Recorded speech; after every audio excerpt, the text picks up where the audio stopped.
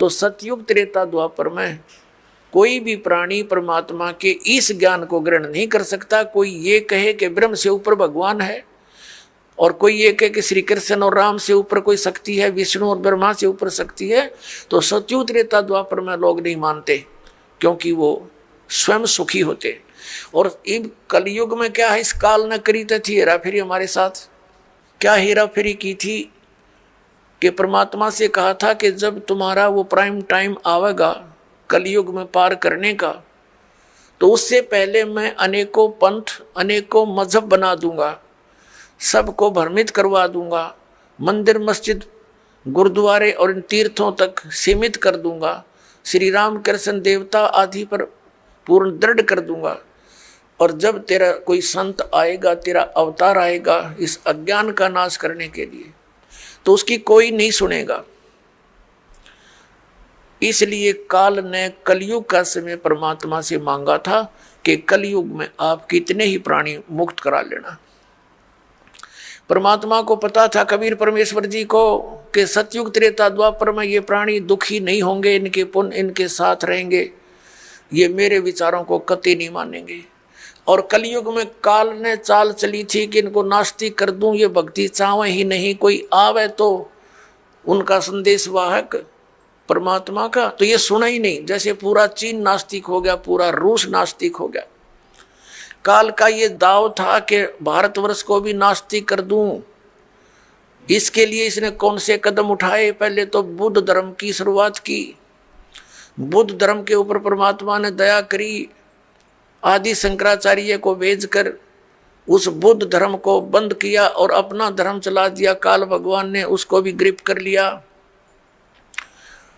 उसने श्री कृष्ण, श्री राम, श्री शंकर जी को supreme power बताकर हमारे ऊपर ये पूरी साधनाएं थोप दी, और फिर साथ में ये तीर्थों और ये धामों की पूजाओं पर लगा दिए, बंदरों की पूजाओं पर। अब परमात्मा बड़े दयालु हैं, ये भी उनका एहसान है श्री आदि शंकराचार्य जी का कि उसने हमें नास्तिक होने से बचा दिया। यदि बौद्ध धर्म भारतवर्ष में फैल जाता तो चीन जैसी दशा आज हमारी होती, हम राम नाम बोल भी नहीं सकते थे।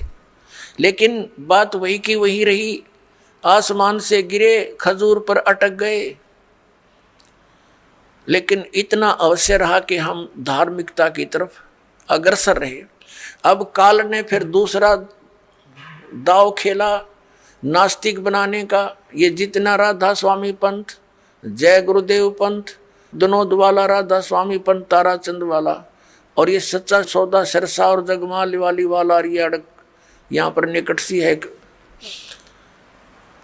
हिसार के पास है गंगुआ, और ये ठाकुर जी, ये कृपाल सिंह जी, ये सारे एक ही कुएं का जल है। श्री शिवदयाल जी के विचारों से प्रभावित हैं, उसी के आधार से प्रचार करें। अब ये क्या करते हैं, जैसे अपने हिंदू धर्म के सबके घरों में एक जोत जला करती देसी घी की, ये तो आम देखा होगा आपने। तो इन्होंने राधा स्वामी, धन धन सतगुरु वाला ने, जय गुरुदेव वालों ने, ये ताराचंद वाला ने वह भी बंद करवा दी। नो कही ये जोत नहीं जलानी, हमने तो अंदर जोत जलाएंगे। बताओ, वो थोड़ा बहुत हवन यज्ञ का लाभ था, होना था, पुण्य बनना था, वो भी बंद करवा दिया। और इनका ज्ञान आपके पास है, वो कैसे वचन सुनाते हो, सतनाम वही सतनाम है, वही सतपुरुष, वही सार शब्द, वही सार नाम, वही सचखंड, वही सतलोक, वही राधा स्वामी। ये इनकी अकल देखो। इन ज्ञान तो सब सदग्रंथों से अलग कर दिया। इनकी एक और थ्योरी है। इनके महापुरुष कहते रहे हैं कि हमने वेदों और गीता को पढ़ने की आवश्यकता नहीं, हमारा ज्ञान तो इनसे आगे का है। जो थोड़ा बहुत गीता जी को नित्य पाठ करके ज्ञान यज्ञ का लाभ मिलना था, वो बंद करवा दिया। इन ग्रंथों से नफरत करवा दी। तो ये पक्के काल के दूत थे। अब कुछ वर्षों के अंदर आप देख लेना, अगर ये नहीं इस मार्ग पर लगे तो सब नास्तिक हो जाएंगे, चीन जैसी स्थिति हो जाएगी इन लोगों की। लेकिन अब परमात्मा दया करेंगे, सबको ये ज्ञान स्वीकार करना पड़ेगा, नहीं तो इस मनुष्य जीवन को नाश करके वो बहुत कष्ट उठाएंगे जो इस ज्ञान को स्वीकार नहीं करेंगे। दास कोई उनकी बुराई में नहीं बोल रहा, इस दास को ये पता चल गया कि ये सभी हम एक पिता की संतान हैं। और यहाँ का जो काल भगवान है वो नहीं चाहता कि इनको यथार्थ ज्ञान हो। सदग्रंथ हमारे पास है और गुरु हमने बना रखे। हमारे हिंदू धर्म के गुरु हमें नहीं बता पाए सदग्रंथों में क्या प्रमाण है। इसके विरुद्ध लोक वेद सुनाकर हमारा बट्ठा बैठा दिया इन्होंने। तो दास का उद्देश्य सभी पुण्यकर्मी प्राणियों से है, यही है कि आप जी सच्चाई को ग्रहण करें, पूरा अच्छी तरह जांच करें जो दास शब्द बोलता है, और फिर इस तत्व ज्ञान को ग्रहण करें और अपना कल्याण करवाएं।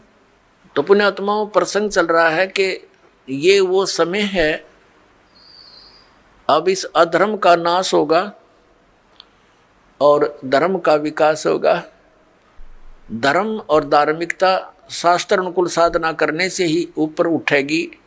अभी तक हम शास्त्र विधि को त्याग कर मनमाना आचरण कर रहे थे, जिस कारण से हमें भगवान से मिलने वाला लाभ नहीं प्राप्त हुआ, और हम भगवान को भूल कर फिर हम स्वयं अपना लाभ प्राप्त करने के तरीके खोज लिए। जैसे किसी को टेंशन होगी तो वो गुट्टी लगाने लग गया, शराब पीने लग गया, टेंशन खत्म करने के लिए। जो निर्धन है वो पहले संतों के पास जाते थे, परमात्मा की विधि प्राप्त करते थे, संकट निवारण के लिए भी संतों के पास जाते थे। तो उनको जो साधना बताते थे, जो सही संत होते थे, तो उनको उनसे राहत मिलती थी। तो फिर वो व्यक्ति परमात्मा पर दृढ़ रहते थे।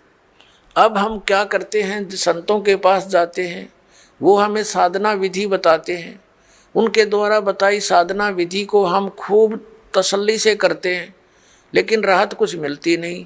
तो हम दूसरे के पास जाते हैं, वहाँ से भी इसी प्रकार उनके द्वारा बताई साधना को हम करते हैं, फिर कोई लाभ नहीं होता। तो लास्ट में फिर हम क्या सोचते हैं, स्वयं ही धनी बनना चाहते हैं। टेंशन बुलाने के लिए तो गुटी लाने लग गए, दूना पाप कर लिया इकट्ठा, और फिर धनी बनने के लिए रिश्वत, मिलावट, चोरी, ठगी, ये बकवाद शुरू कर दी।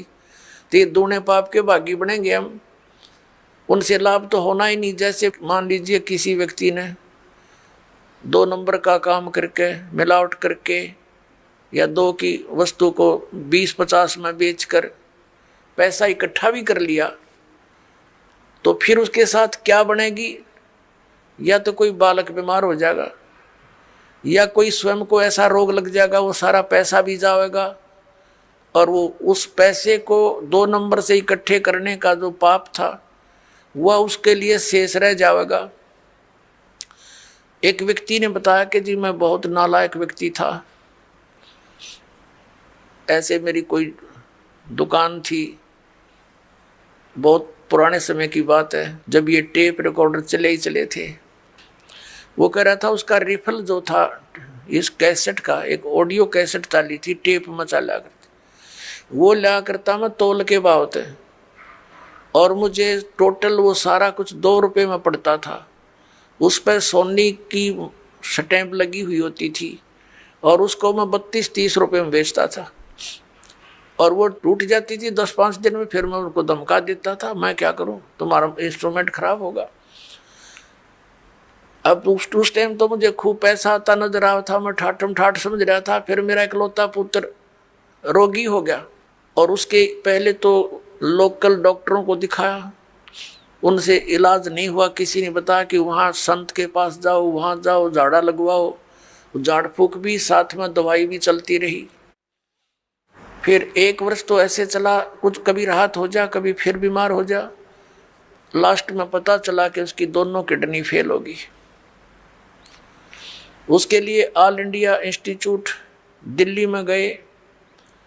उस समय ऐसे गुर्दा, उसका दोनों किडनी फेल होगी और गुर्दे बदलवाए, उसके एक गुर्दा बदलवाया। लगभग हमारा 3 लाख रुपए खर्च हो गया, 3.5 लाख के आसपास टोटल, जब से वो रोगी हुआ था। लड़का स्वस्थ हो गया, कोई बात नहीं, जो नुकसान हुआ सब्र किया। उसके विवाह की तैयारी कर रहे थे। स्वस्थ होने के 6 महीने के बाद वही लड़का बस दुर्घटना में एक्सपायर हो गया। अब टक्कर मार के रो रहा हूं। जब से ये ज्ञान सुना है उस समय मुझे वो कुकर्म याद आते हैं मेरे, कि जिस बेटे को सुखी बनाने के लिए मैंने ये ऐसे जुल्म किए थे, वो बेटा भी ना रहा और वो धन भी ना रहा। अब मैंने बता कि अब तेरे पास क्या रहा? जो तूने पाप इकट्ठे करे थे वो धन इकट्ठा करने में वो तेरे पास जो कि तू सुरक्षित है। अब इसने धर लीजिए सिर पे वहां धर्मराज के दरबार में। तो फिर उसने दीक्षा ली। पुण्यात्माओं, गलती इंसानों पर, बहुत भक्तों पर हो जाती है, लेकिन जब तक उसको ये पाप नाशक औषधि नहीं मिलेगी वो पाप उसके ज्यों के त्यों रखे रहेंगे। तो कबीर परमात्मा दयालु हैं, उनको ये मालूम है कि ये बच्चे काल से भ्रमित ये ऐसी गलतियां कर रहे हैं। वो दयालु हैं। जैसे पुण्यात्माओं, जब तक आपको ज्ञान नहीं होता और आपने जो भी गलती कर दी वो अक्षम्य है, माफ करने योग्य है, और अब ज्ञान होने के बाद बकवाद करोगे तो फिर आपको अक्षमा नहीं होगी। जैसे बच्चा अबोध होता है, छोटा सा बालक होता है, पालने में झूल रहा है और उसने टट्टी पेशाब दोनों कर दिए और सब कपड़े भी खराब कर लिए, हाथ पैर भी ऐसे खराब कर लिए। माता आती है, वो देखती है कि इसने सारा कुछ बिगाड़ दिया काम, लेकिन वो उसे अक्षुब्ध नहीं होती, नाराज नहीं होती। उसको मालूम है कि इसको पता नहीं। उसको नवावेगी, धोएगी कपड़े, स्वच्छ कपड़े पहनावेगी, प्यार करेगी, फिर दूध पिलावेगी और फिर सुलावेगी। और जब वो बच्चा बड़ा हो जा और वो कितने कपड़ा में बैठ कर टट्टी कर दे, उसका दो धरेगी दड़ाक और बाहर पटकेगी, हन्नू कहेगी ला दो गई ना अपने आप। तो ऐसे पुण्यात्माओं, जब तक हम अबोध हैं, हमें यह ज्ञान प्राप्त नहीं हुआ, तब तक तो हम ऐसे थे। गलती करके हम अपने पापों से सने पड़े हैं। तो ये परमात्मा कबीर जी दयालु हैं, ये अपने बच्चों को धोएंगे। इन पाप नाशक दवाई है मालिक के पास। इनके पास एक मंत्र है जो दास आपको देगा, आपके सभी पापों का नाश कर देंगे, आपके प्रारब्ध के पापों का भी नाश करेंगे, आपके संचित पापों का भी नाश इस मंत्र से होगा। जैसे फसल में पहले खरपतवार हो जाता था तो उसका कोई विकल्प नहीं था, कुछ एक तो कसोले कस्सी से उसको थोड़ा बहुत खुरच देते थे, वो फिर भी हो जाता था। जब फसल बड़ी हो जाती थी तो उसका कोई विकल्प नहीं था, वो साथ ही पला करता था फसल के। अब एक ऐसी मेडिसिन खोज होगी है कि उसको फसल में डाल दिया जाता है तो खरपतवार का नाश कर देती है, फसल को हानि नहीं करती। इसी प्रकार ये मटेरियल यानी ये केमिकल और ये साल्ट पहले विद्यमान थे लेकिन खोज नहीं थी। इसी प्रकार ये मंत्र परमात्मा ने पहले ही हमारे सदग्रंथों में विद्यमान कर रखे थे, ये हाथ नहीं लगे थे। अब इसकी खोज होगी, इस दास के पास उपलब्ध है, और इसे सब पाप नाश हो जाएंगे और आपके पुण्य शेष रह जाएंगे। और हम तभी परमात्मा प्राप्त कर सकते हैं जब हम पाप रहित हो जाएंगे। और यहाँ का विधान है ब्रह्म परब्रह्म ब्रह्मा विष्णु महेश और अन्य देवताओं का जैसे कर्म करोगे वैसा ही फल मिलेगा। पाप आपके अलग लिखे जाते हैं, पुण्य अलग लिखे जाते हैं, और फल मिलता है दोनों का। पुण्यों के लिए स्वर्ग महास्वर्ग, फिर यहाँ के छोटी मोटी सुविधा, राजा या अच्छी कोई पोस्ट, और नरक ये भी पैरेलल मिलेगा। कुत्ते गधे सुअर की योनि ये भी अवश्य भोगनी पड़ेंगी। लेकिन कबीर परमेश्वर की शरण में आने के बाद आपको अब ये पापों का दंड नहीं भोगना पड़ेगा, आपके प्रारब्ध के कर्मों का भी नाश होगा जो आपको हानिकारक होंगे। इसलिए तो भक्ति करते हैं हम, इसलिए परमात्मा की खोज करते हैं कि हमारे ऊपर कोई आपदा आवे तो परमात्मा हमारी रक्षा करे। और जब वो आपदा भी आ रही है तो फिर प्रोटेक्शन क्या हुआ उस साधना का जो हम करें। जैसे हमने कोई शेड या झोंपड़ी मकान बना रखा है, उसका उद्देश्य क्या है कि गर्मी सर्दी वर्षा से हमारी रक्षा करे।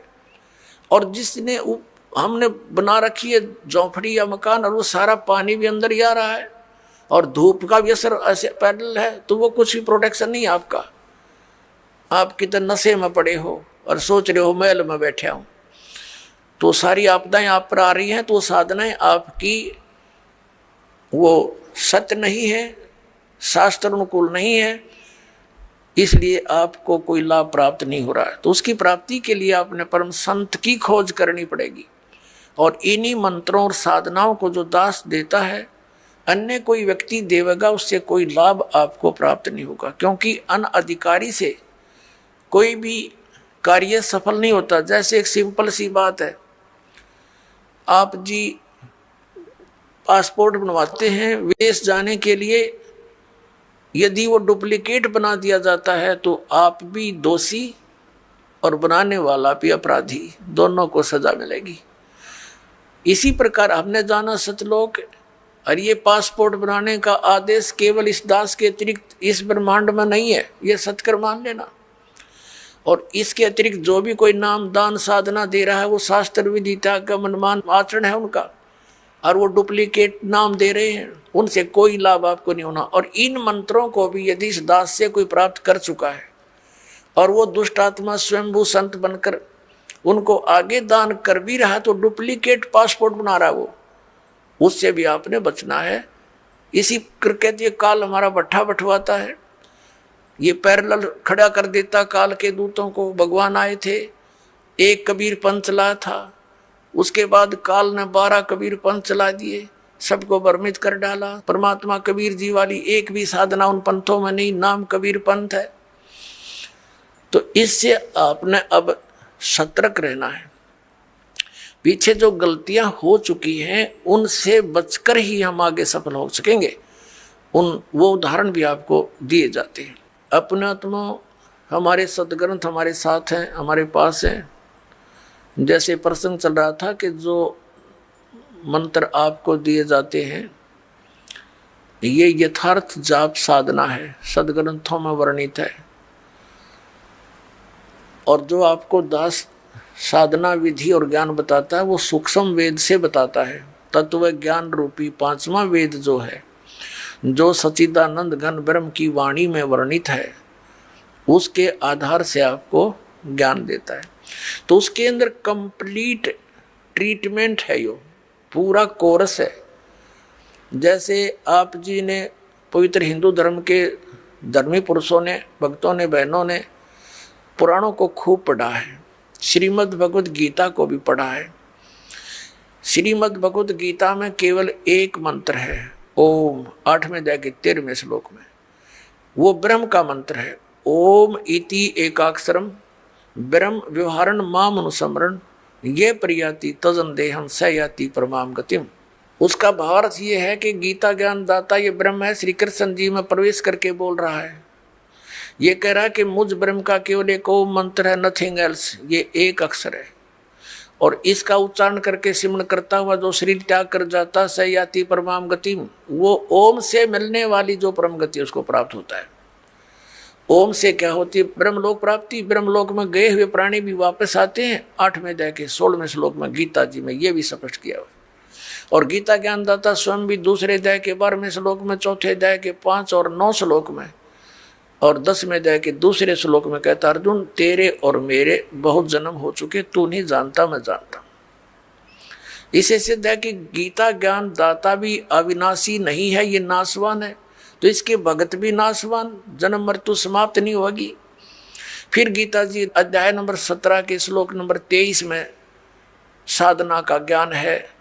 3 मंत्र बताए हैं, ओम तत्सत इति निर्देश है, ब्रह्मण समर्थ है, त्रिविधि समर्थ है, यानी सच्चिदानंद घन ब्रह्म, उस परम अक्षर ब्रह्म की प्राप्ति के लिए ये 3 मंत्र की मजदूरी है, साधना है। अपने आत्मा और कोई मंत्र इसमें जाप नहीं। तीसरे अध्याय के 10 से लेकर 15 तक श्लोकों में गीता जी में यज्ञों की जानकारी दी है, विधि नहीं बताई है, यज्ञों का लाभ बताया है।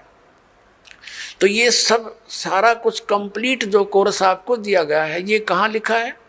ये सूक्ष्म वेद में लिखा है।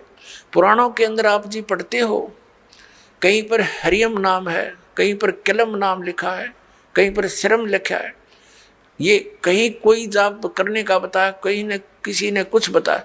तो परमात्मा ने आकर के सतयुग के प्रथम चरण में ब्रह्मा जी आदि कईयों को मिले थे, वो महापुरुषों को मिलते हैं, उनका गुण है। तो उनको ये कंप्लीट प्रथम मंत्र देने की बताने की चेष्टा की थी, तो उन्होंने उनको स्वीकार ना करके उस में से अपने अपने स्वार्थवश मंत्र निकाल लिए और उनकी साधना शुरू कर दी। और ये ऐसे जो मंत्र हैं, स्ट्रॉन्ग मंत्र हैं, इनके जाप से शीघ्र ही लाभ प्राप्त हो जाता है। जैसे एक बार ये दास एक शहर में पाठ कर रहे थे, पर गांव गांव में घर घर नगर नगर में जाते थे हम, श्रद्धालुओं के 3 दिन पाठ करते थे, सत्संग सुनाते थे, सब परिवार को बैठाकर समझाया करते थे। तो उनका एक पड़ोसी था, उसको बुला लिया, कहा जो आप भी सत्संग सुन लो, ज्ञान सुनो। सत्संग सुनने के बाद वो पास में आकर बैठ गया। 5-7 भगत थे। वो कहने लगा मुझे तो वो मंत्र दे दे जिसमें नरी माया माया इकट्ठी हो, और नहीं चाहिए मैंने कोई भी, मोक्ष मास की मुझे जरूरत नहीं। तो ये इस टाइप के व्यक्ति हैं, वो उन्होंने ऐसा ही कर लिया। पहले जैसे एक मंत्र सिलेक्ट कर लिया, किलम, इसकी साधना करी, इसे सिद्धियां आ गई। उस सिद्धि एक हल्दी की गांठ प्राप्त करके पंसारी बन गए, कर लिया ना सपना भी। फिर किसी ने दूसरा मंत्र शुरू कर दिया, श्रम श्रम करेंगे, तो उससे ये दुर्गा का मंत्र है, इससे शक्ति माया की सिद्धि हो जाती है, छोटा मोटा कार्य सिद्ध हो गया, फिर चौड़ चपट। तो ऐसे यू काम बिगाड़ रखा था। अब ये कंप्लीट कोर्स आपको दिया गया है, इसको ऐसे ही करना पड़ेगा। क्योंकि यदि हम एक सूंठ खाएंगे, सौंठ, तो वो सौंठ का ही गुण देगी, और उसको अन्य औषधियों के साथ मिलाकर प्रयोग किया जाएगा तो उसका गुण बदल जाता है। ठीक इसी प्रकार हम इस विधि को प्रयोग करेंगे, इस प्रकार से हम साधना करेंगे तो उसका फल होगा। जैसे आज प्रसंग चला था कि प्रथम मंत्र भी आपको दिए जाते हैं, और सतनाम के अंदर भी उन्हीं मंत्रों का कुछ समावेश है। तो कुछ भोली आत्मा ये भ्रमित हो जाते हैं कि बताओ वो नाम भी उधर भी वही है, उलट पुलट करके यहाँ दे रखे। इनमें बहुत अंतर होता है।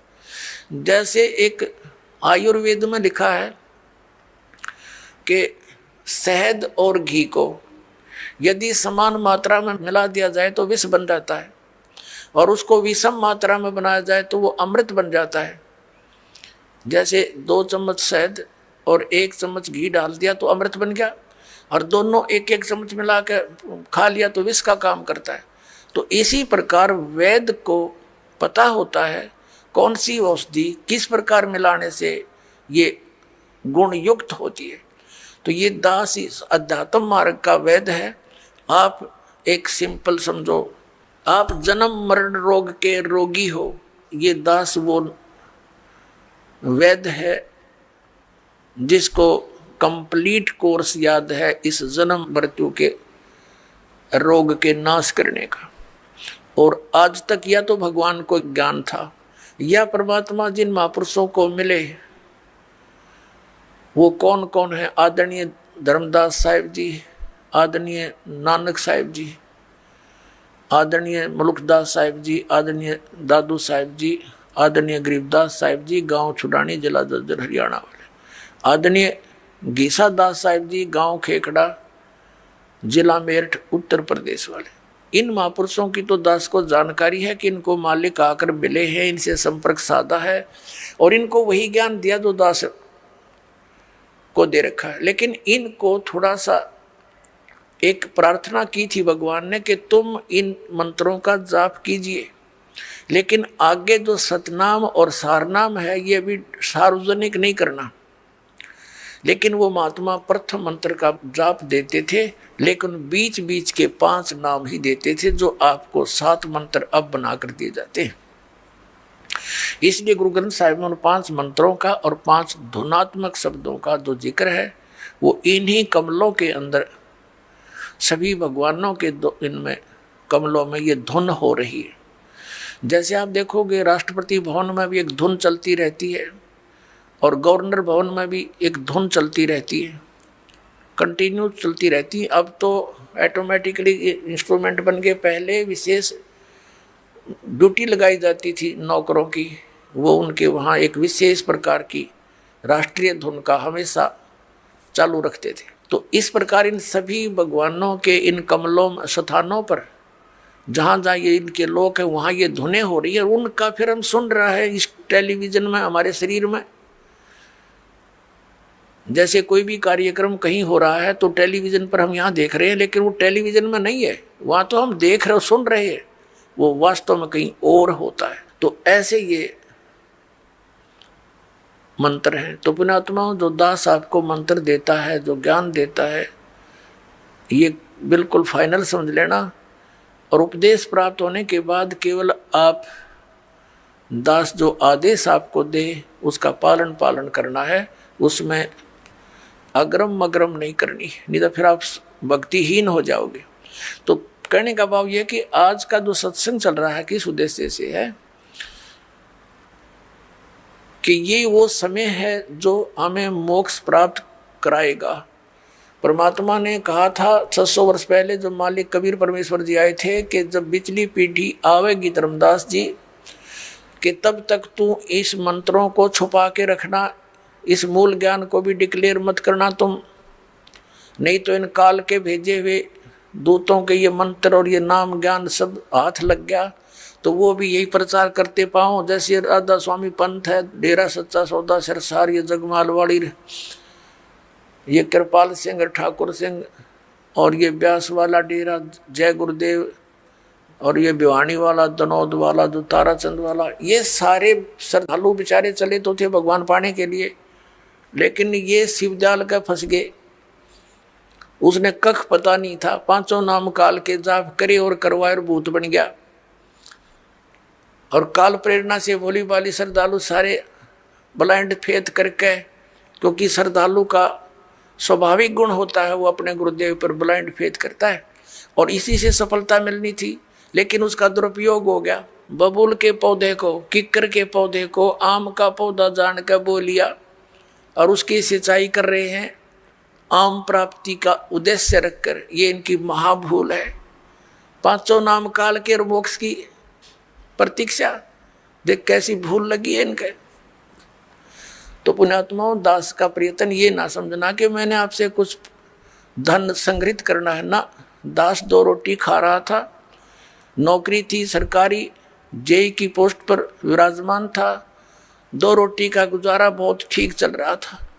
लेकिन जब से दास को ये पता चला, जब तक नाम देने का आदेश नहीं था तब भी दास घर घर जा जाकर समझाया करता था, गुरुजी से ला करके नाम दिलाया करता था। और फिर उन्होंने दास पर ये भार सौंप दिया, आशीर्वाद दे दिया कि बेटा तुम नाम दिया कर। तो उस दिन के बाद फिर और ज़्यादा जिम्मेवारी बढ़ गई, इस तत्व ज्ञान को फैलाऊं। विरोध का भी रिकॉर्ड तोड़ दिया, काल ने क्रोथा कांड करवा दिया, इसी कारण से अत्याचार करवा दिया हमारे ऊपर, लेकिन समर्थ साथ था, कुछ बिगाड़ नहीं पाए। पिछला इतिहास देख लो, संतों भक्तों के साथ जिन्होंने जुल्म गुजारे लेकिन वह सफल नहीं हो पाए, अंत में मुंह की खानी पड़ी।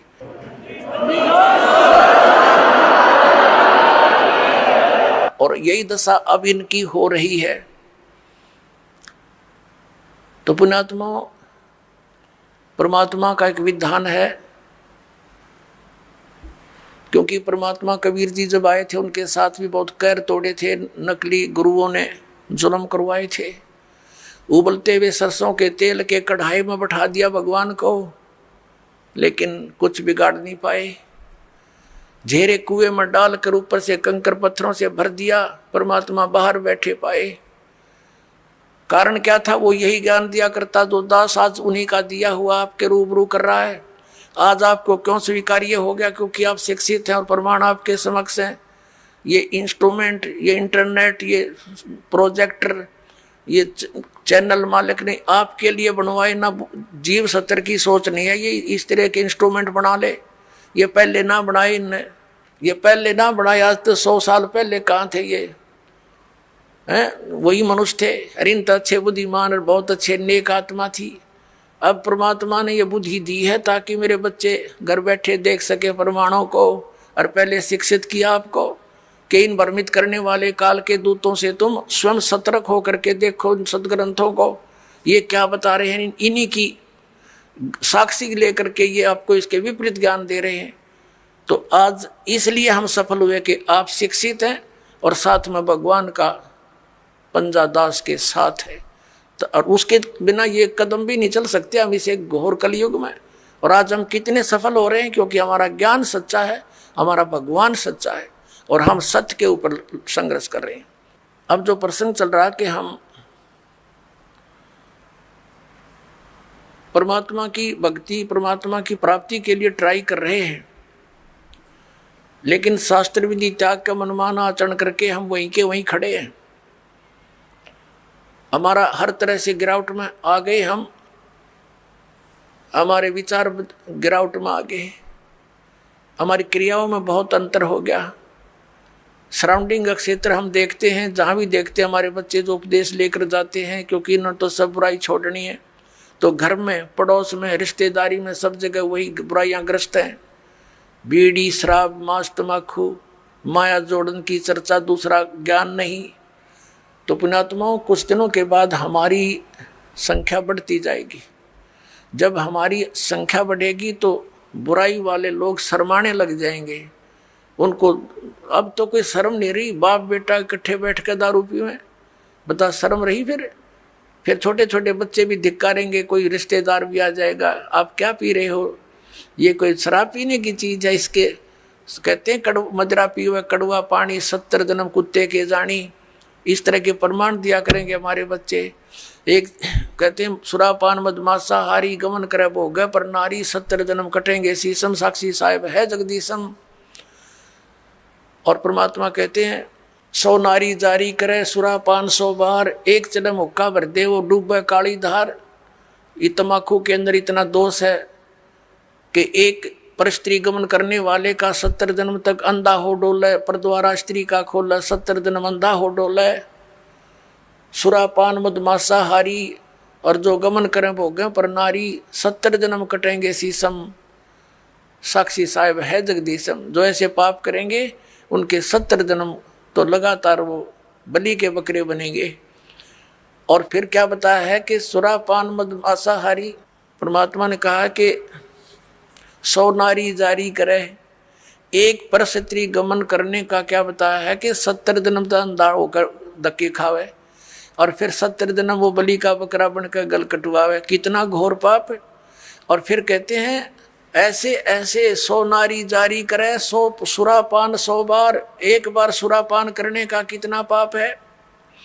मदिरा पीवे कड़वा पानी, और 70 जन्म कुत्ते के जानी। जो मदिरा एक बार भी पीते हैं 70 जन्म कुत्ते के होंगे। जैसे आप मैं इस मारीची जी के जो महावीर जैन के जीव की कथा सुनते हो, 60 करोड़ बार गधा, 30 करोड़ बार कुत्ता, तो ये इन्हीं दोषों के प्रतिफल में बनते हैं। तो हम गलतियां कर जाते हैं किसी जन्म में, फिर वो लिखे जाते हैं, इकट्ठे होते हैं, फिर वो भोगने पड़ते हैं। तो क्या बताया है, मदिरा पीवे कड़वा पानी, शराब पीता है जो 70 जन्म कुत्ते के जानी। आज तक टिट्टी पाक रहा, गुट्टी ला के होटलों में बैठ के मौज मार रहा, फिर कुत्ता बन के गंदी नाली के जल को पिया करेगा। ले अब तेरी मदिरा ये बन गई, मदिरा पीवे कड़वा पानी, 70 जन्म कुत्ते के जानी। और फिर क्या बताते हैं, पर द्वारा स्त्री का खोले, 70 जन्म अंधा हो डोले। फिर क्या बताते हैं, 100 नारी जारी करे, जो 100 नारी पर नारी भोगेगा उसको कितना घोर पाप होगा। और सुरापान 100 बार, एक बार सुरापान यानी शराब पीने का कितना दोष है, अभी आपको बता दिया। ऐसा 100 बार कर ले और एक जन्म हुक्का भर दे, पीने वाले का तो गर्क बेड़ा है ही, एक हुक्का भर के देने वाले को इतना पाप लगेगा। क्योंकि कोई दोष में सहयोग देता है, कोई हत्या करने जाता है, उसकी मदद कर रहा है, उसको उठा के उसको हथियार दे रहा है कि ले कर ले काम, तो दोनों दोषी हैं वो। तो यहाँ क्या बताया कि 100 नारी जारी करे सुरापान 100 बार, एक चलम हुक्का भर दे और डूबे काली धार। तो हमारे बच्चे फिर इस जैसे आपने गीता जी अध्याय नंबर 7 के श्लोक नंबर 29 में सुना है कि जो व्यक्ति सभी कर्मों से परिचित है, पूरे अध्यात्म ज्ञान से परिचित है और तत्परम से परिचित है, तत्परम यानी परम अक्षर ब्रह्म से, तो वह केवल जरा और मरण से छूटने का ही प्रयत्न करते हैं। वो यहाँ की बकवादों में आश्रित नहीं रहते, यहाँ की किसी वस्तु की डिमांड नहीं करते, जो उस भक्ति के अनुकूल साधना वही करते हैं, उसमें बाधक वस्तु को ग्रहण नहीं करते। तो ये हमारे बच्चे इन पूरे अध्यात्म ज्ञान से और इस सभी पूरे कर्मों से परिचित हो जाएंगे, तो फिर वो आम व्यक्ति को जो भी उनके संपर्क में आएगा उनके गुणों से परिचित कराएंगे कि ये मत करो आप, ये पाप लगता है। अब छोटे छोटे बच्चे भी, कोई रिश्तेदार आता है, वो बीड़ी माचिस के लिए बीड़ी वगैरह मंगवाता है, वो मना कर देते हैं, आपकी और सब सेवा कर देंगे पर ये नहीं करेंगे क्योंकि इसमें हमें दोष लगेगा, और आप हमारे घर पर भी इसको पीने की कृपा ना करना, हानि हो जाएगी। तो वो अपने आप शर्मिंदे होंगे। एक भगत बता रहा था कि ऐसे हमारे घर पर हमारा एक बहनोई आ गया, उसने हमारे लड़कों पर, लड़के थे घर पर, और वो लगा निकाल के बीड़ी पीने, उनसे उन्होंने कहा जी आप फूफा जी बीड़ी ना पियो हमारे घर पर। तो उन बच्चे थे, उसने समझदार व्यक्ति था, उसने बंद कर दी और बाहर जाकर पी आया। उसने सामने आकर उसे बताई मेरे से, वो कह रहा था, कहने लगे ये बालकों को क्या हो गया, मैं बीड़ी पीने लगा था, इन्हें मना कर दिया। तो उन्होंने कहा ये हमने उपदेश ले रखा है ऐसे ऐसे, हम ना ये पीमर ना पीने दें, ना हम आपकी मदद करेंगे और आपकी सारी सेवा करेंगे हम, लेकिन ये अब हम नहीं, आपको सहयोग भी नहीं देंगे। तो रिश्तेदार उसी का नाम होता है जो अनुकूल हो जाए, ना तो दुश्मन है वो आपका। तो उन्होंने बोला जी कोई बात ना, अगर आपकी ये बात है तो मैं आज के बाद आपके घर में बीड़ी ना लाऊं और ना पीऊं। तो वो दूसरा भाई था, वो नाम नहीं ले रहा, वहाँ अपना जाकर जो उसने पीना खाना था कराया, बाकी आकर सो गया, हमारे पास रोटी खा ली, कोई बात नहीं। फिर वो गया हुआ था किसी कारण से कहीं पर, वो ही कहीं दूसरी रिश्तेदारी में, वो कह रहे थे कि हम ऐसे ऐसे वहाँ जाएंगे, तू भी चलेगा कि?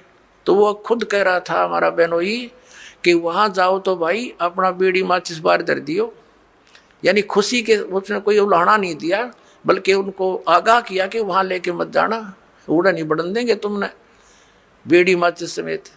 तो वो रिश्तेदार भी अच्छे थे, बोला बहुत अच्छी बात है, हम ठीक है, उनके नियम को क्यों भंग करेंगे। तो धीरे धीरे उस रिश्तेदार ने भी उपदेश ले लिया, जब देखा कि बालक भी इतना ज्ञान रखते हैं, बुराई से दूर रहना चाहते हैं, और हम बुराई कर रहे हैं तो हमारे बालक भी ग्रहण करेंगे। तो उस बुद्धिमान व्यक्ति ने भी उपदेश ले लिया, अपने बच्चों को इस मार्ग पर लगा दिया। तो ऐसे ये बुराई अब कम होएगी।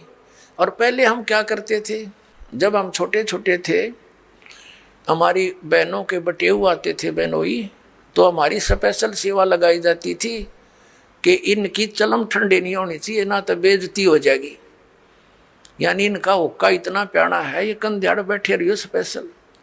बताओ, एक तो उनको दूना नरकमठ हो क्या करते, अरे हम उनने कहेंगे हाथ जोड़ के ना जी, ना पीवा ना पीने दें, तो उनको भी विवश होना पड़ेगा सोचने से बुराई को छोड़ने के लिए।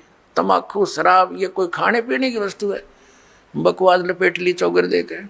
अपनात्माओं, इस प्रकार अब ये पूरे विश्व में एक अच्छी लहर दौड़ेगी, विकार रहित होंगे, और जो माया जोड़न की दौड़ लाग रही पुण्यात्माओं या कति खत्म होएगी ज्ञान के आधार से। एक इंसान को जो भी मिलना है उसके प्रारब्ध में लिखा हुआ है, और वो तो उसको मिलेगा ही मिलेगा।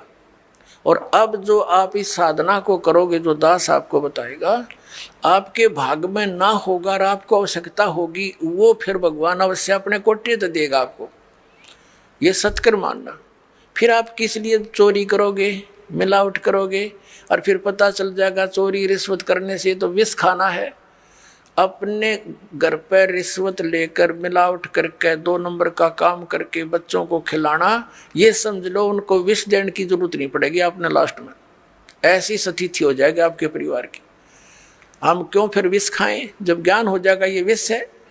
तो अभी तक हमें कोई ये बाधा करने वाला था ही नहीं कि तुम जो कर रहे गलत कर रहे हो, और कोई स्वयं भी उस पर रुकने वाला नहीं था, कह देता था तो खुद करता था। जैसे हमारे दादे परदादे पिताजी स्वयं हुक्का पीते थे और बच्चे साथ खड़े हो जाते, हुक्का का मुंह लगा देते, कहते थे मारूंगा तेरे, हट जा, बहुत बुरी चीज़ है इसको ना पीना, और खुद पीने लग रहे। तो बच्चे कब तक मानेंगे इस बात को, युवा होते हुए शुरू कर देते हैं। फिर उनको धमका भी नहीं सकते। तो ऐसे ही अभी तक जितने भी ये पंथ संत थे ये बुराइयां नहीं छुटवा सके, क्योंकि इनके पास वो वचन शक्ति नहीं थी और ना उनके उनसे उपदेशी को कोई आध्यात्मिक या कोई भौतिक लाभ हुआ। तो अब आपको सारे काम होंगे जो भगवान किया करता है। आपको परमात्मा मिल गया, परमात्मा के गुणों में लिखे हैं, वो रोगी को सुखी करे, निसंतान को संतान दे, भाई और भी हमारे ऊपर आने वाले प्रारब्ध के दुखों को भगवान दूर करता है, इसलिए भक्ति करते थे, इसलिए परमात्मा की खोज करते थे। ये गुण है मालिक के। जैसे बिजली के गुण हैं, बिजली के गुणों में लिखा है कि बल्ब भी जलेगा, ट्यूब भी जलेगी, पंखा भी चलेगा, कूलर भी चलेंगे और पशुओं का चारा काटने की मशीन भी चलेगी, आटा पीसने की चक्की भी घुमाती है वो। तो ये गुण है, लेकिन वो गुण कब होंगे? जब उसका कनेक्शन मिल जाएगा, तब वो फल देगी। तो पुण्यात्माओं, जैसे ये पहले जितने भी संत पंथ हैं ये शास्त्र विदिता का मनमाना आचरण हमें दे रहे थे, ये हमें कनेक्ट नहीं कर सके उस पावर से जो लाभ दिया करती है। अब जैसे किसी ने एक कीकर का लठ गाड़ के उसका तार बांध के पावर हाउस बना रखा हो और आगे उसे सब कनेक्शन लिए बैठे हैं, तो उनके कनेक्शन भी लिए हुए हैं लेकिन वो गुण नहीं हो रहे जो इलेक्ट्रिसिटी करा करती है, क्योंकि इलेक्ट्रिसिटी का कनेक्शन है नहीं, वो तो कनेक्शन उसकी करके लटका बांध रखा है। तो इसी प्रकार ये शास्त्र विदिता का मनमाना आचरण करने वाले जिनका आप कोई गुरु नहीं, जैसे श्री शिवजाल जी राधा स्वामी पंथ के प्रवर्तक, उनका कोई गुरु नहीं, यानी आगे कनेक्शन नहीं जहां से पावर आनी थी, वो तो कीकर का लठ था एक समझ लो, और उससे फिर ये इतने तार जोड़ दिए सबने, और किसी को खक नहीं हो रहा, सारे लुट पिट कर बैठे हैं घर पे, क्योंकि इनको पता नहीं था कि ये कनेक्शन जोड़ कहाँ रखा है इन्होंने। अब दास ने बताया इनको कि वो खुद भूत बना बैठा है, शिवजाल जी राधा स्वामी पंथ का प्रवर्तक, तुम्हारी क्या यही दशा आपकी होगी जो उससे संबंधित रहेंगे, तो आपने त्यागना पड़ेगा उसको। और दास बताता हमारा कनेक्शन कहाँ से है।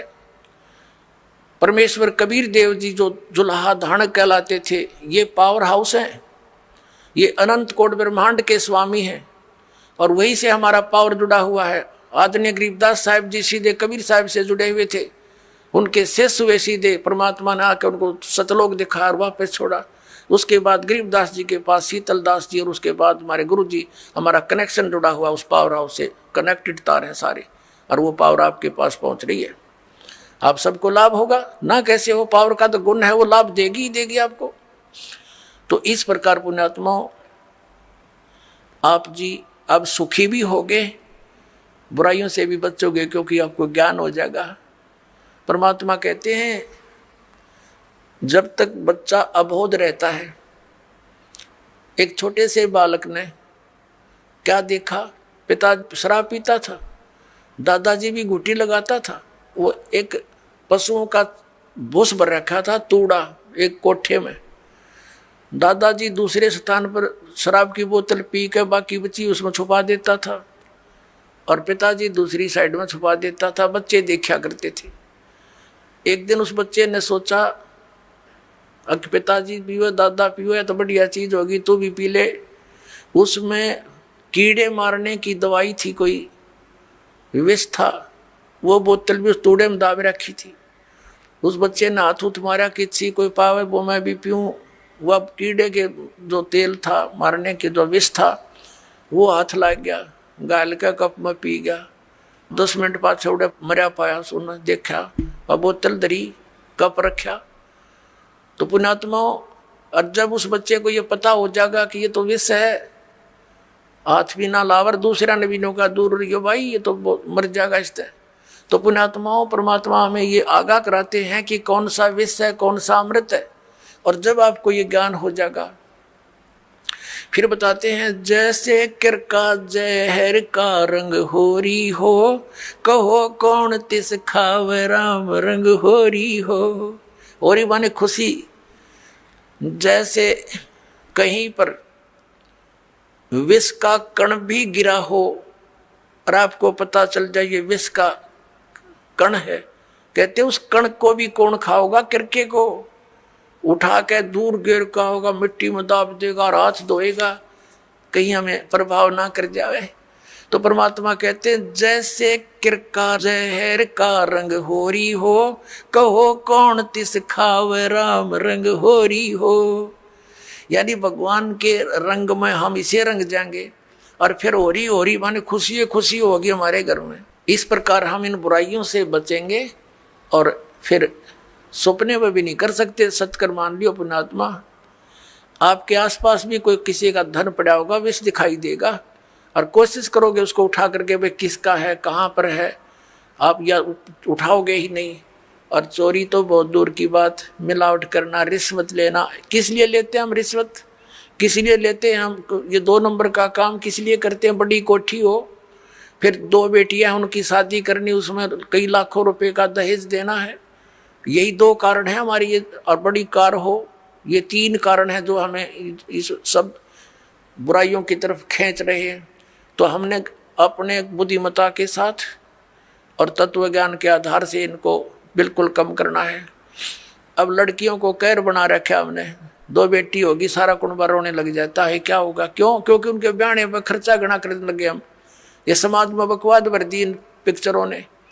तो अब हमने इसको खत्म कर देना है। बेटी का ब्याह करना है, सिंपल वे से करो।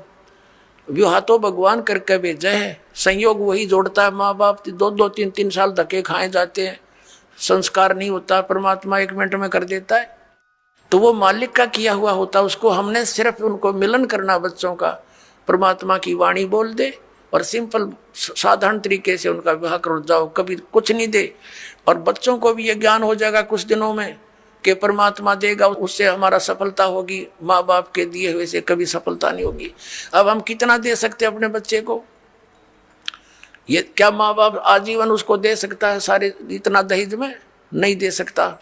बच्चा अपना करे और खाओ, भगवान पर आश्रित रहे, फिर भगवान देगा तब सफलता होगी। तो ये बकवाद हमने घर करी देखम देखा, अब इसको त्यागेंगे कति, सिंपल मकान बनावाएंगे। आज कोठी गार्डन पे 2-5-10 लाख रुपये की इधर उधर से कर लिए, कोठी बना दी हैं, और फिर मृत्यु होगी, वह कोठी नौकी न रहेगी। आप कुत्ता बन के उसकी गली में बैठा छाया में, और वहाँ भी ना बैठने देखो, आते मारेगा लठ। तो हमने इतना ही काम करना है जो हमारा भक्ति में बाधक ना हो। हम सारा जीवन किले बनाने में, कोठी खरीदने के चक्कर में 100 पाप कर बैठते हैं, वो पाप हमारे साथ चले जाते हैं, वह कोठी और कार यही रह जाती है। तो इस ज्ञान के आधार से आप जी ने सबसे पहले तो हमने इस विवाह की क्रियाओं को बदलना पड़ेगा। उसके बाद फिर हमने इन कोठियों की जरूरत क्या है गणी, एक सिंपल मकान बनाओ जो भगवान ने आपको दे रखा है, अवश्य बनाओ, ठीक गर्मी सर्दी से बचने के लिए। और समय की वर्तमान की जो आवश्यकताएं हैं, आपको कार भी चाहिए, मान ले स्पीड अच्छी होगी जमाने की, मोटरसाइकिल चाहिए। आप विश्वास करना परमात्मा आपको वो भी देगा, लेकिन सदुपयोग के लिए उसमें परमात्मा की कैसेट ला के चले, उसके अंदर भगवान की टेप चलावे, मालिक की चर्चा करता जावे और आवे, तो वो आपको सबको दे सकता है। मालिक के घर में किसी चीज की कमी नहीं, लेकिन दुरुपयोग ना हो।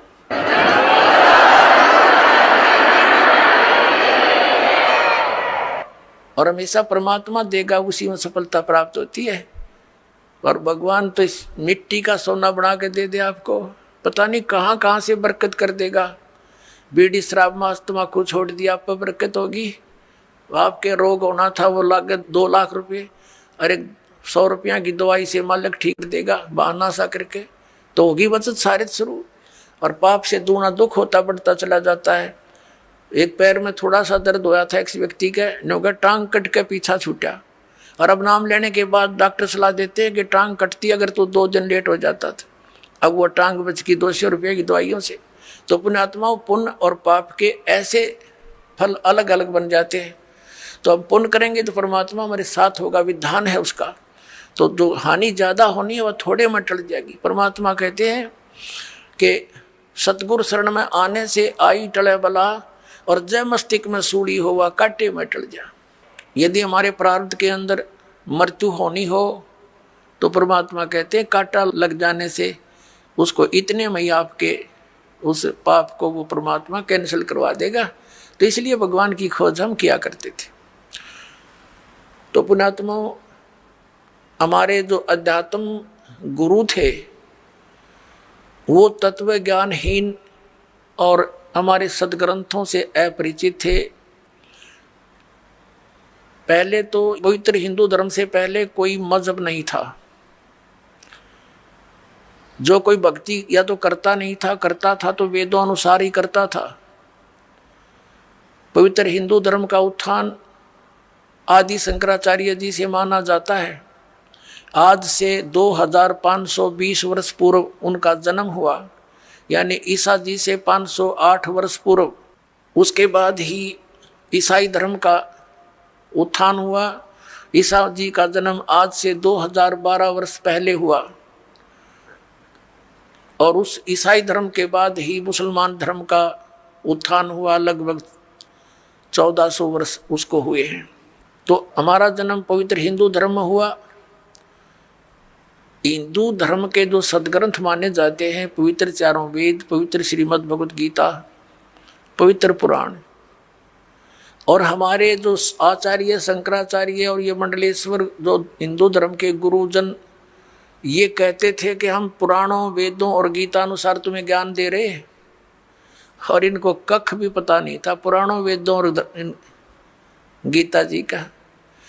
अब आपको थोड़ा सा ज्ञान देते हैं कि श्रीमद् भगवत गीता जी का ज्ञान किसने बोला। पुण्यात्माओं, इसको तत्व ज्ञान कहते हैं। अब ये ज्ञान तो सबने पता है, किसी से पूछ लो तुरंत उत्तर दे देता है कि श्री गीता जी का ज्ञान किसने बोला, श्रीमद् भगवत गीता का ज्ञान किसने बोला, श्री कृष्ण जी ने बोला। पुण्यात्माओं, यदि इस इतना ही कहने से बात बन जाती तो फिर गुरुओं की आवश्यकता क्या थी इन सदग्रंथों को समझने की। श्रीमद् भगवत गीता के अंदर श्री कृष्ण जी का तो रोल ही नहीं कहीं पर भी। हाँ पुण्यात्माओं, ये वचन सुनोगे तो उठपटांग लगेगी आपने, क्योंकि आप जी ने ऐसे गुरु मिले जिन्हें आज तक यो ज्ञान निर्णय करके बताया ही नहीं। जब तक हम सृष्टि रचना से परिचित नहीं होते तब तक हम इस पॉइंट को नहीं समझ सकते जो दास अब क्लियर करने जा रहा है। सृष्टि रचना के विषय में स्वयं परमेश्वर ने आके बताया है कबीर साहब ने। यहाँ सृष्टि रचना तो नहीं सुनाऊंगा, लेकिन थोड़ा सा हिंट सदग्रंथों का दे करके और श्रीमद् भगवत गीता का ज्ञान किसने दिया वो बताएंगे। श्रीमद् भगवत गीता अध्याय नंबर 15 के श्लोक नंबर 16 और 17 में 3 पुरुष हैं, एक सरपुरुष, एक अक्षर पुरुष, एक परम अक्षर पुरुष है। 17वें श्लोक में जो कहा है कि उत्तम पुरुषत्व ने वो परम अक्षर पुरुष है, उसके विषय में गीता जी अध्याय नंबर 8 के श्लोक नंबर 1 में अर्जुन ने पूछा कि आपने जो 7वें अध्याय के 29वें श्लोक में जिस तत्ब्रह्म के विषय में जानकारी दी है कि उसको जानकर फिर प्राणी केवल जरा और मरण से ही छूटने का प्रयत्न करता है, तो किम तत्ब्रह्म 8वें अध्याय के गीता जी के प्रथम श्लोक में प्रश्न किया अर्जुन ने। गीता ज्ञानदाता ने 8वें अध्याय के 3रे श्लोक में उत्तर दिया कि वो परम अक्षर ब्रह्म है। तो पुण्यात्माओं, ये सरपुरुष कौन है? ये स्वयं ब्रह्म है, ये काल है, ये गीता ज्ञान बोल रहा है। अक्षर पुरुष कौन है? जो 7 संघ ब्रह्मांड का स्वामी है, उसका यहाँ कोई रोल नहीं है। इसलिए हमारे इस अध्यात्म ज्ञान में इस पृथ्वी लोक पर विशेषकर 2 पुरुषों का, 2 भगवानों का रोल है। एक तो इस सरपुरुष यानी ब्रह्म का, जो श्री कृष्ण जी में प्रवेश करके गीता जी का ज्ञान बोल रहा है, जिसने ज्ञान बोला, और दूसरा परम अक्षर ब्रह्म है जो उत्तम पुरुषत्व अन्य परमात्मा इति उदाहरते, यह लोक तरमावि से विभर्ति अवय ईश्वर है। गीता जी अध्याय नंबर 15 के श्लोक नंबर 17 में, और 8वें अध्याय के 3रे श्लोक में गीता ज्ञानदाता स्वयं कहता वो परम अक्षर ब्रह्म है। तो ये गीता ज्ञानदाता 8वें अध्याय के 13वें श्लोक में कहता कि ओम इति एकाक्षरम ब्रह्म व्यवहारण माम अनुसमरण यह प्रयाति तजन देहम स याति परमागति। मुझ ब्रह्म का केवल एक ओम मंत्र है, और इसका जो उच्चारण करके श्रवण करता हुआ शरीर छोड़कर जाता है, ओम नाम से मिलने वाली जो परम गति उसको प्राप्त होता है। वो कौन सी है? ब्रह्मलोक। ओम नाम ब्रह्म का है, ब्रह्मलोक में रहता है ब्रह्म, तो ब्रह्म प्राप्ति होती है। 8वें अध्याय के 16वें श्लोक में लिखा है कि ब्रह्मलोक पर्यंत भी जन्म मृत्यु के अंदर है। ये भी पूर्ण मोक्ष नहीं हुआ, क्योंकि ब्रह्मलोक में गए हुए प्राणी भी वापस आते हैं। और गीता ज्ञानदाता स्वयं भी कहता है दूसरे अध्याय के 12वें श्लोक में, चौथे अध्याय के 5 और 9 श्लोक में, 10वें अध्याय के दूसरे श्लोक में कि अर्जुन तेरे और मेरे बहुत जन्म हो चुके। इसलिए 18वें अध्याय के 62वें श्लोक में गीता ज्ञानदाता कहता है कि तू सर्वभाव से उस परमेश्वर की शरण में जा, उसकी कृपा से ही तू परम शांति को, सनातन परम धाम को प्राप्त होगा। गीता जी अध्याय नंबर 15 के श्लोक नंबर 4 में कहा कि जब तत्वदर्शी संत मिल जा, उसके बाद उस परमेश्वर के उस परम पद की खोज करनी चाहिए, जहां जाने के बाद साधक फिर लौटकर कभी संसार में नहीं आते। और जिस परमेश्वर ने सब ब्रह्मांडों की रचना की है और केवल उसी की भक्ति करो, ये गीता ज्ञानदाता कहता है। तो इससे सिद्ध है कि श्रीमद् भगवत गीता का ज्ञान देने वाले से भी कोई और एक सुप्रीम पावर है।